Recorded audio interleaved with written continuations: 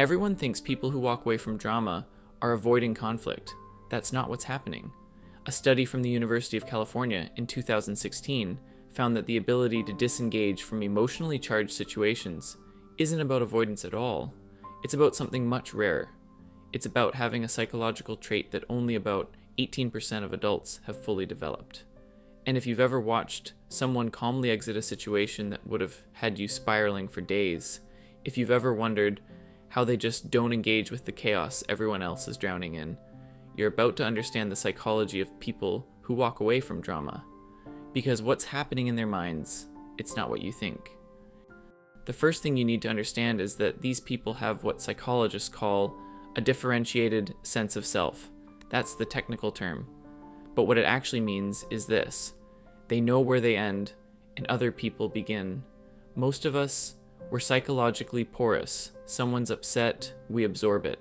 Someone starts an argument, we feel compelled to respond. Someone's talking about us behind our back, and suddenly we're spending 3 hours crafting the perfect confrontation in our head. Our emotional state is constantly being hijacked by other people's chaos. But people who walk away from drama, they have what researchers at Northwestern University in 2018 called emotional impermeability. Their sense of self isn't dependent on managing other people's perceptions or emotions. When drama erupts, they don't feel that magnetic pull to fix it, control it, or even witness it.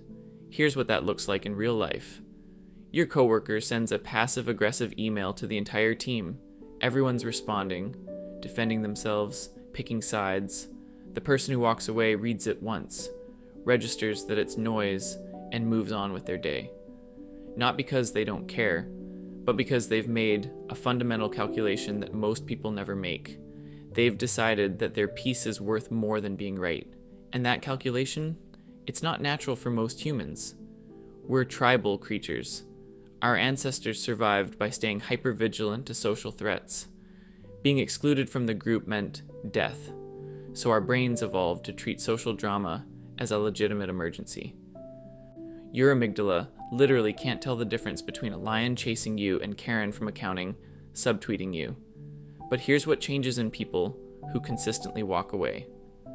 A study from Stanford in 2021 found that they've developed what's called metacognitive awareness around their emotional responses. They can watch themselves getting triggered and choose not to act on it. They see the anger rising, the urge to defend, the pull to engage, and they say no. Not because the feeling isn't there, but because they've learned something most people spend their entire lives resisting. You don't have to attend every argument you're invited to. Their brain has created a gap between stimulus and response, and in that gap lives their freedom. So how does that gap actually work? What's happening neurologically when someone chooses to walk away? It starts with something called cognitive reappraisal. That's the brain's ability to reinterpret emotional situations in real time. When drama unfolds, most people's brains immediately assign it meaning. This is a threat to my reputation. This is disrespect. This is proof that I'm not valued. The meaning creates the emotional charge, and the emotional charge demands action. People who walk away have trained their prefrontal cortex to interrupt that process. They're not suppressing the emotion. They're reframing the situation before the emotion fully forms. They look at the drama, and their brain automatically asks, is this actually about me, or is this about them? And 9 times out of 10, it's about them. Carl Jung talked about projection, the idea that people constantly see their own unresolved issues reflected in others. When someone's picking a fight, spreading gossip, pulling you into their chaos, what they're really doing is externalizing their internal disorder. They're trying to make the outside world match the turmoil they feel inside. The person who walks away understands this intuitively. They're not taking it personally because they recognize it isn't personal.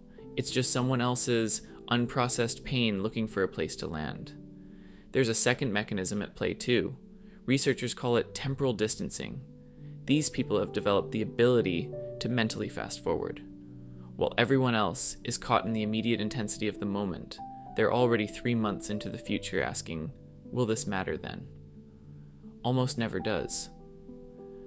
Your friend's betrayal at brunch, the family member who didn't invite you to the wedding, the colleague who took credit for your idea. In the moment, it feels like everything. But people who walk away have done the math enough times to know most drama has a shelf life of about 2 weeks. 2 weeks of your mental energy, your peace, your focus, traded for what? The satisfaction of proving a point to someone who probably won't change anyway. They've learned to see drama for what it actually is, a transaction. And the exchange rate is terrible. You give up your serenity, your time, your emotional bandwidth, and in return, you get temporary validation, fleeting righteousness, maybe a little dopamine hit from winning an argument. But then what? You still have to live with yourself. You still have to carry the residue of that conflict. And they've decided the cost is too high. There's one more piece to this. These people have what psychologists call an internal locus of control. That means they believe their well-being comes from within, not from external circumstances or other people's behavior. So when drama erupts, they don't feel powerless. They don't need to change the situation or control the other person to feel okay again. They just leave, because they know their peace was never dependent on staying in the first place. Now, hearing all of this, you might think these people are emotionally detached, cold, maybe even avoidant. That's the common misconception, and it's completely wrong. Walking away from drama is not the same as avoiding conflict. Avoidance is rooted in fear. Fear of confrontation, fear of discomfort, fear of what might happen if you speak up. People who avoid conflict will let resentment build, will suppress their needs, will say yes when they mean no. They're running from something. People who walk away from drama aren't running, they're choosing. There's a massive psychological difference. They'll have the hard conversation when it matters. They'll set a boundary when it's necessary. They'll address real issues that affect their life or their values. What they won't do is engage with performative conflict. Drama that exists purely for its own sake. Arguments designed to create chaos rather than resolution. Social theatrics where everyone's playing a role and nobody's actually trying to understand each other. They can tell the difference. And that discernment, that's the key. Here's another thing people get wrong.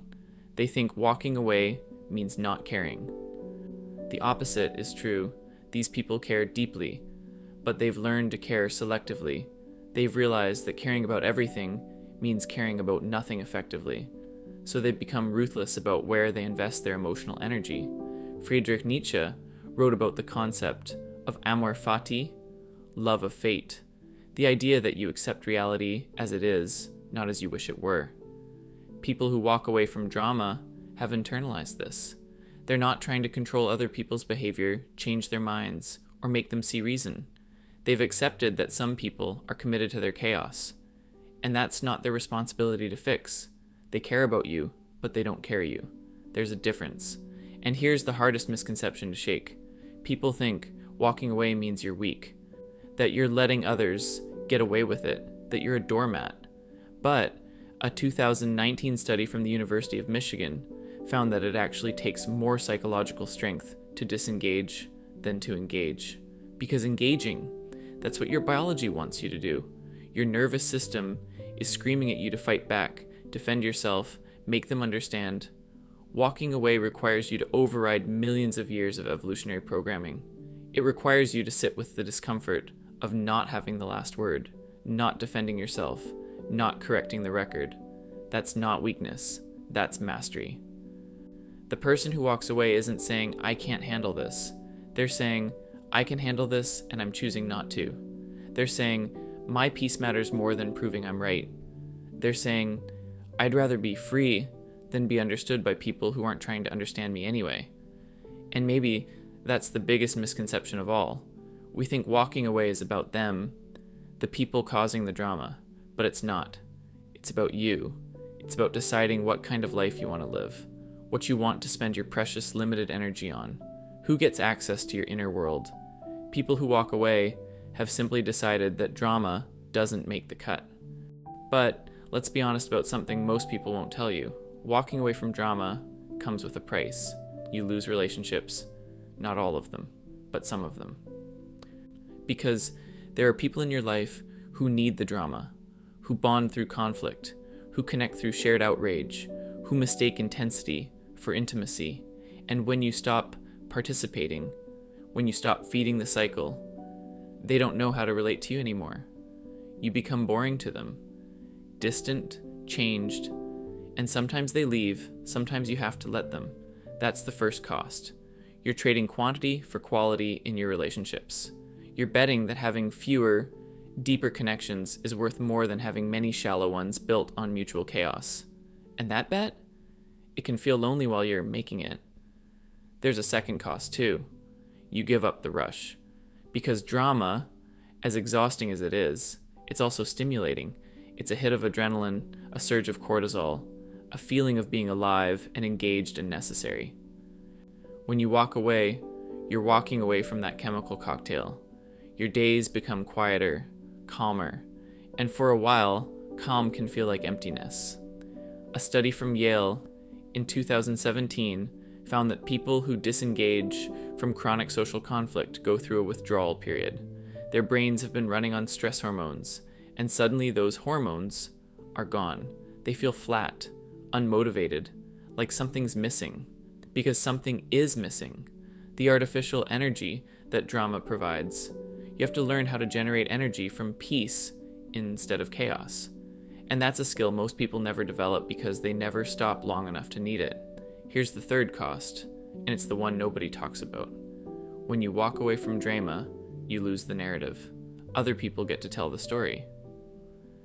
They get to paint you as the villain, the cold one, the person who just didn't care enough to fight for the relationship. And you don't get to defend yourself, because defending yourself means re-entering the drama. So you have to be okay with being misunderstood. You have to be okay with people having the wrong version of you in their heads. You have to trust that the people who matter will either see the truth or ask you directly. And everyone else's opinion is just noise. That's hard, especially in a world that tells you your reputation is everything. That you need to manage your image, control the narrative, make sure everyone knows your side of the story. Walking away means accepting that you can't control how you're perceived. You can only control how you show up, and maybe that's the ultimate cost. People who walk away from drama give up the illusion of control. They stop trying to manage other people's emotions, opinions, reactions. They stop trying to orchestrate outcomes. They accept that life is messy, people are unpredictable, and the only thing they can truly control is their own response. That acceptance, it's freedom. But it's also a kind of grief. Grief for the version of yourself who thought you could fix everything, smooth everything over, make everyone happy. That version has to die for this version to live. So when you see someone walk away from drama, when you watch them disengage with a calm that looks almost effortless, understand that it's not effortless. They've paid for that peace. They've sacrificed relationships, comfort, control, and the story. They've chosen themselves over being understood by everyone. And for them, it's worth it. Not because it's easy, but because they've learned something that changes everything. You can't protect your peace and please everyone at the same time. At some point, you have to choose. They chose peace, and they're willing to live with what that costs. So here's the question worth sitting with. What are you still holding on to that's costing you more than it's worth? What drama are you still feeding because walking away feels too hard, too lonely, too misunderstood? I'd genuinely love to hear your thoughts on this. Drop a comment below if this resonated with you, or if you've struggled with walking away from people or situations that no longer serve you. And if you want more psychology that goes this deep, you know what to do. I'll be here either way.